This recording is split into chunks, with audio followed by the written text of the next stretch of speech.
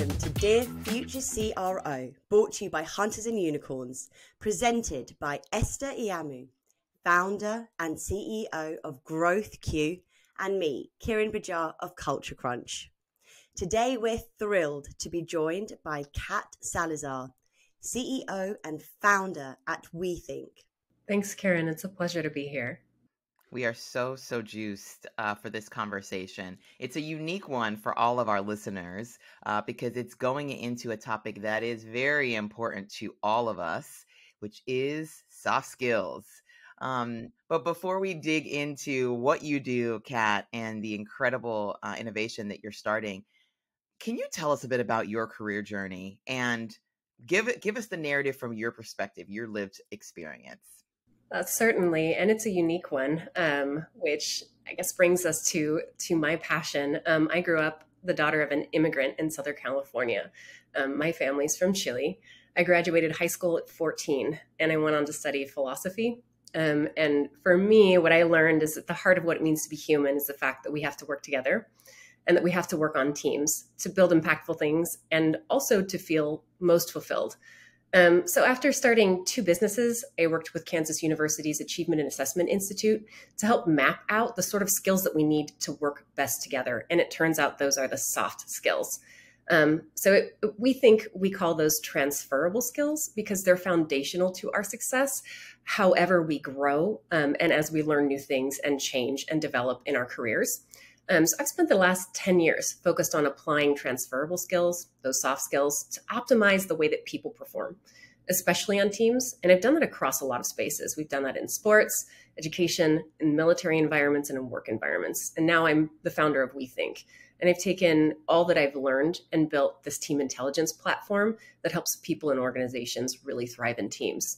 We're focused right now on working really exclusively with partners that care to figure out how to deploy these performance programs and find high-performing talent. So we've kind of taken what we've drawn from in that high-performance space, high sports performance space, and we're connecting those awesome candidates and potential employees to employers that are interested in helping them develop their careers and achieving more. Wow. I mean, that's such a remarkable story and a really interesting journey. Can I ask, how did you actually get into this business, and what do you think that, the relevance is to sales in particular? Yeah. So, I mean, it was, it's one of those things where you kind of follow your passion and it feels like you've almost tripped into something. And I pursued this journey. Honestly, I started out in the education and learning space, and I like to think of education as really just growth or continuous evolution. And we had some really amazing outcomes. So one of the first things that I wanted to prove more than 10 years ago was that if we focus on things like soft skills and transferable skills, we get wins, we get individual wins, whatever you're looking at, whether you're looking at an academic setting or whether you're looking at, a physically challenging setting like athletics or extreme sports, or whether you're looking at work. And it turns out that's true. You get a significant amount of performance increase by improving these skills. Then I wanted to prove that in teams because it occurred to me that we rely so heavily on teams as organizations in order to succeed, as a society in order to succeed. And the world is changing so rapidly. So we started working with high performance teams like the military and in sports. And the outcomes are the same there. And if you want to exponentially increase the performance of any team, you really want to focus on these skills. And it feels like a diversion, but it's not at all. It's really tied to fundamental performance metrics at the end of the day. So its relevance to sales, I think, is pretty clear because if you want your team to work together, if you're running teams and you need them to function together at all, this is one of the best ways that you can improve your performance by like up to 30% if you do it the right way. So we've not done a good job to date of training and developing or even assessing these sorts of skills. And that's what I cared about. So I kind of, I ended up developing this pathway for myself. And when we work with high performing athletes, which again is the space that we're coming from right now, it turns out that that sort of non-traditional talent that I care about a lot, that doesn't always have the right degree pathway, or the just the journey that we're looking for on maybe more technical tracks, they often fit really well in and can develop sales and marketing and customer experience skill sets really rapidly and become high performers there. So that's the relationship, I think, to that kind of division within business. Yeah, love that. I love that if this, to sum that up, really, you're helping leaders build business athletes within their teams, right? And looking at their skill sets and seeing how their skill sets can be transferable independent of the scenario on the outside, independent of the competitive dynamics, independent of the changes that are happening externally. How can we as a team really be true business athletes working together? Yeah, love that. So we've thrown out a couple of terms, and I'd love for you to, you and I have talked about this ad nauseum. Karen and I have talked about this ad nauseum. For our listeners who are listening here, can you help us define a few terms? One, non-traditional talent. Two, transferable skills. When I hear non-traditional talent, I think the person that's maybe not gone the route that everyone hears about. I went to this college and then I went straight into, every year in college I went to an internship which I never did. And then from there, go into your role. But what do you define as non-traditional talent? And then what do you define as transferable skills? Transferable skills are foundational human skills that enable you to do your job well, no matter what your job is, period. So examples of transferable skills are collaboration, time management, adaptability, active listening, assertiveness, self-control, growth mindset, intrinsic motivation, critical thinking, planning, productivity, and the list goes on. We think has mapped over 167 nodes in our transferable skills network. These are wildly important skills, and oftentimes we think about them really tritely because they're kind of big buckets, and we have a lot of, I think, aphoristic wisdom around these sorts of skills, but they're really malleable skills that we can learn. We just don't have great ways of learning them. A lot of what we do for non-traditional talent, like athletes, is take a look at what has your past experience been and then interpret that into a transferable skills profile. And then we've networked that transferable skills profile to other jobs and occupations and tasks and abilities. So we can help somebody that's transitioning from one career see what their valuable core transferable skills are, which helps from a hope and a confidence perspective. Oh, I actually have these skills. Certainly. And then we help them understand what their best next matches are given where their strengths are. And what's cool about that is instead of just, looking at somebody and saying, well, you can do anything, that's really not useful. We've narrowed the options down and say, hey, these are probably your best options. And if you wanted to do something else, we can help you understand what your skill gaps are so that you can go and get the necessary training in order to bridge those skill gaps and do whatever it is that you want to do. We obviously talk about transferable skills a lot, and listening to everything that you've just said in terms of, you're absolutely right, saying to somebody, oh, you can do anything, is literally the least helpful thing that you could say to a person. But the way in which you've distilled their key skills and actually laid out this is a really good pathway for you, as is this, that's really tangible, and really analyzing key skills, transferable skills in that way is remarkable. But I'd like to ask you, through your lens and given your vast experience, why are transferable skills important? Sure. They're foundational for anybody that wants to really be the author of their own success. So they require, at their lowest level, self-awareness. You can't have change that you direct without self-awareness. So transferable skills help you to own your own journey. Understanding your own transferable skills helps you to map the vision of where your journey's headed. So they work like a compass, if you will. And what we think is done is turn that into a platform so you don't have to do it all by yourself, because there's a lot out there. There's a lot of data in the world, and it's actually really confusing to get to know yourself really well. It's, Socrates said that back in the day. The number one thing you can do is know yourself, but it's the hardest journey to ever be on.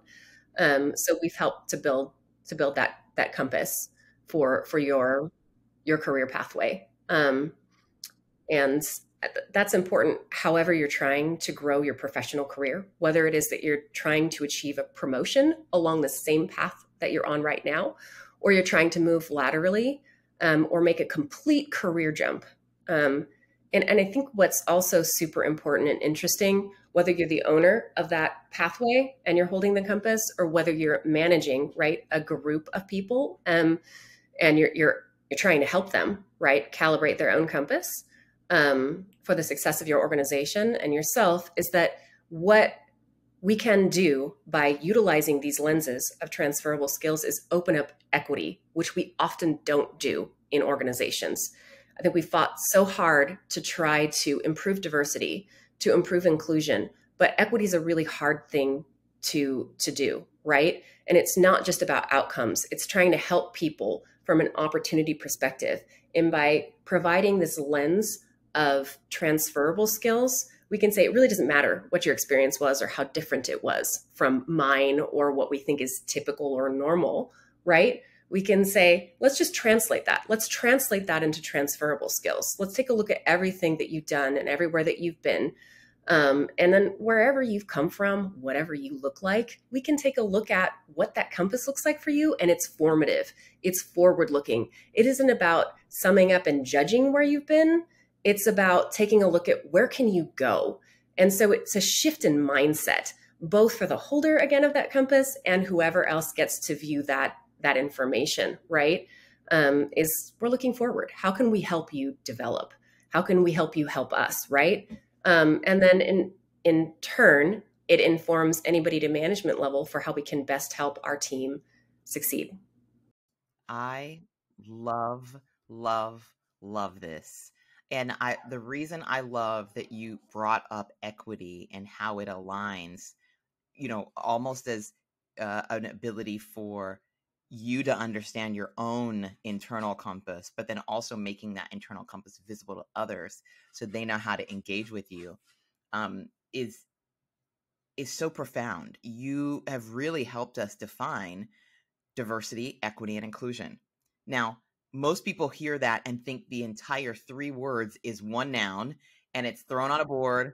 And as long as I can find more women for my team, I've checked that box. And it isn't that. Diversity is bringing difference together. Inclusion is once they get there, making sure everybody has a seat at the table and everybody's brought into the fold. And that is uncomfortable at times when people are different, but it's important if you want to really reap the benefits of bringing that difference together. But the missing link that is often not done is equity. And that's right in the middle of diversity, equity, inclusion for a reason. And that equity is making sure that once you've brought out that difference together, everyone's speaking the same language. And that language, in your perspective, with what we think is doing, is leveraging your platform to have everybody's transferable skills be brought up to one language so everyone as individuals know their own compass and everybody can read everybody else's compass. Right. And I, forgive me, Kieran calls me out because I go into metaphoric speak half the time. So sorry about that. But it's so important, right? I mean, gosh, you could have two, there's an incredible book and I'm forgetting the name of it. But you can have 2 people that really do love each other so much, screaming, I love you at the top of their lungs. But if one person is speaking Japanese and the other person is speaking Spanish, they won't hear each other. Right. And so think about that with skills, right? You can have one person with incredible talent in a certain area and another person with an incredible talent in another area. But if there's not an equitable way for that to be recognized, how do you utilize them on a team to really perform at your best, right? And so I love I love what you're doing. I would love to take it up a notch, right? So if I'm the salesperson on the team, I can see where this is important, right? I want to identify my transferable skills, especially if I'm changing careers or changing subject matters or changing companies. I'm non-traditional talent now. All right, great. Let's now pivot to the role of the sales manager. Now, I'm a sales manager and I've just joined my first day on the job, and I've got this incredible team that I get to work with, and I've got to make sense of their skills that are transferable to really help us perform better. Can you maybe speak to the perspective of the sales manager and how they can either recognize transferable skills or figure out how to leverage or engage with them? Yeah, certainly. So it's, you said something really important earlier, Esther, which is what we work to do at We Think, and that's having a common language for these sorts of skills. And it ties back into how I addressed one of your earlier questions, Karen, which is to say that some of these skills are so trite. We think we know what they mean. We think we know what communication it means. We think we know what listening means. But we don't often all have a shared or common definition of those particular terms. And this ties so deeply into culture and values. And that matters, right? If we're not all rowing in the same direction, we're not going to win, right? So if you're coming in as a sales manager, right, in a leadership position, it's your job to make sure that everybody's rowing in the right direction. And if you're on a new team that's already been working together, then one of the things you could do is use a platform like We Thinks to help calibrate the understanding of how everybody's thinking about these skills. We have two particular tools. One of them does a skills translation, and one of them helps you to understand where everybody's at with these transferable skills in their journey, where teams are at. And by doing that, you can level set on what the best practices are, what existing practices are if you're new to a team in a leadership position, and get a better understanding of the current culture and values. And if that aligns to what your objectives are, or if it needs to shift, then you have actionable steps to take in order to shift. Because, culture might be comprised of a set of values, but what are values, and how do we quantify those things? You need to understand what behaviors stand behind them, what behaviors you're expecting, right? And it really boils down to a grouping or a subset of these sorts of transferable skills and the ones that you're putting most emphasis on for a given organization, right, or team. We've talked about how these skills and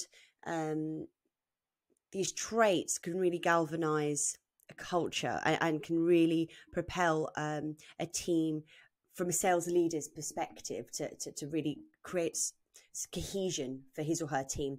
But how do you think, Kat, that these skills can impact the bottom line of any company? So if we go from that perspective, what impact does it make there? Yep. So first, we talked a little bit about how the skills affect performance, right? They increase performance by 30%. And I mentioned they're tied to culture, right? And,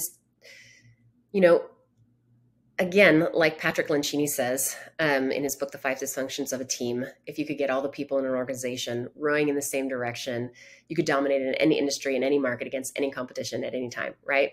It's a really great idea, but how do you do that? And I think Hendricks did a fantastic study last year, and they focused on CEOs, and they found that the vast majority of CEOs, I think it's 82%, but don't quote me on that one.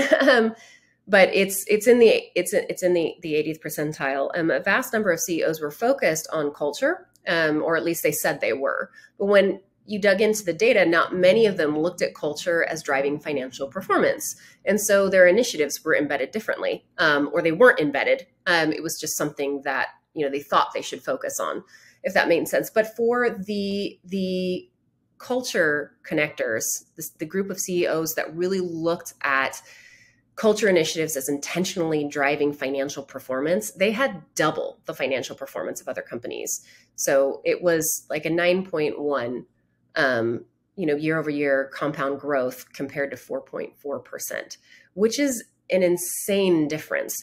And we see those same numbers in DEI initiatives that are embedded correctly. We know that they improve outcomes quickly, but we just happen to be kind of bad at figuring out how to truly embed them. And I think it feels like a leap because we're not sure that that's actually going to do something. Like I mentioned before, things like transferable skills or soft skills sort of feel like a diversion, right? And it sort of takes belief to be able to implement something like this, but they do truly, if they're implemented correctly, improve performance significantly and quickly. Kat, and can I tell you, you're speaking the language of every listener right now, because salespeople, as you know, we are coin operated. And if this is going to help my team perform better, which means more dollars in all of our pocket, it springs attention. I want to call everyone's attention to data around why diversity, equity, and inclusion is not just something for to check a box, but specifically for sales teams, mean you perform better. Forrester in 2021 commissioned a study, LinkedIn commissioned a study with Forrester to take a look at how diversity, equity, and inclusion affects the performance of sales teams. And they found they perform better, they get better attainment, one of the stats that stuck out to me was the sales teams that they saw had leading diversity, equity, and inclusion practices had opportunity to lead to opportunity conversion rates at 54% compared to laggards. So those that were lagging in having intentional diversity, equity, inclusion practices saw lead to opportunity conversion at only 26%. So it's not just hey, check the box and we can get more of XYZ on our team. It actually means that you will blow out your number by bringing difference to your team that will look at a problem differently, right? So I love that you brought attention to that, because it's not just about, yes, it's to help your team perform, but it really translates into dollars for sales teams. Yeah, absolutely. And can you imagine if you combine some of those diversity and inclusivity initiatives with an equity opportunity, like a transferable skills platform, right? Where you're bringing data to the table around the skills that we know matter most for performance. It's a real win. So if you want to win, the focus on these skills is just, the studies are all there. This is where it's at. I was going to ask, why should we measure transferable skills, and how does it translate to the bottom line? But I'm going to cross that question off my list, because I feel like that was really comprehensively kind of already addressed and answered. So are we able, if you guys don't mind, are we able to just pivot for a moment? I'm really keen to understand, Kat, your thoughts on mentorship. This is something that Esther and I genuinely we've spoken about this for. How, in your view, what's the importance of mentorship? And let me ask that, and then we can review. It's quite a big question. Sure.